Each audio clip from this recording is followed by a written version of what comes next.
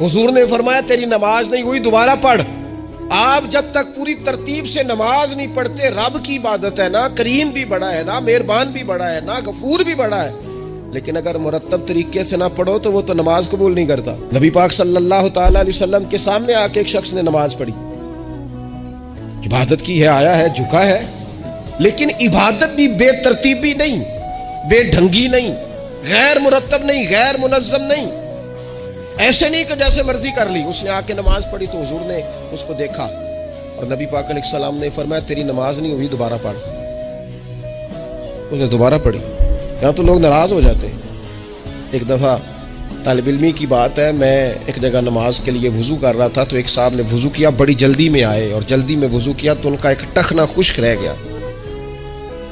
तो मैंने उनकी खिदमत में बड़ी, चूँकि बुजुर्ग थे, बड़े थे मुझसे, मैंने बड़ी अर्ज़ की, मैंने कहा वो आपको ख्याल नहीं रहा, आपका टखना खुश्क है। वो कहते हैं मौलवी वो लंघन ना दिया दे, देखियो को लंघ ना जाए। तो सब कबूल करनी कि अल्लाह ने।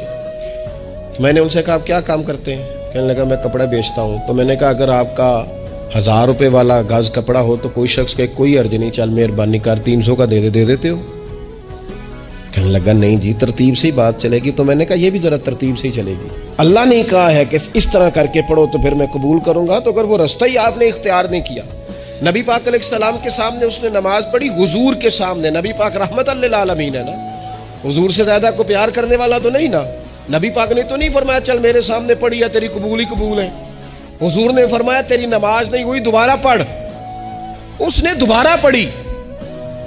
हुजूर ने फरमाया तेरी नमाज नहीं हुई, दोबारा पढ़। उसने 12 पढ़ी, 3 दफा पढ़ी।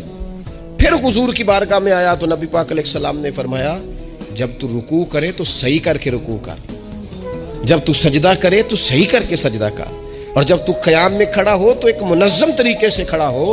फरमाया इस एतदाल, इस नज़्म व ज़ब्त से, इस तरतीब से नमाज पढ़, उम्मीद है खुदा के फजल पर कि वो तेरी इबादत को कबूल फरमाएगा।